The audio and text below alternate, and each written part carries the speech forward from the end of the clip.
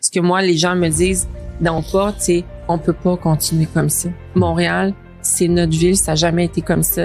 On peut pas continuer comme ça. Pourquoi vous voulez être mairesse de Montréal en 2025? Moi, j'ai commencé ma vie politique comme conseillère municipale en 2005 à Saint-Michel. J'avais été dans le milieu communautaire, culturel.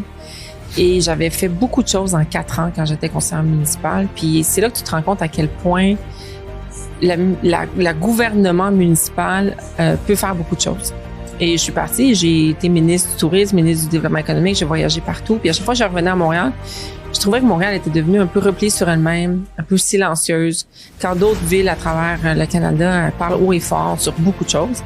Et je me suis dit que Montréal, c'était la place où je voulais revenir. Puis je voulais revenir me servir les Montréalais après tant d'années d'expérience cumulée que je pouvais mettre au service des Montréalais. Ce que vous disent les citoyens, quelles sont leurs préoccupations? Je sens un grand volonté de changement, c'est sûr, vous l'avez vu dans les sondages, mais je le vois aussi sur le terrain.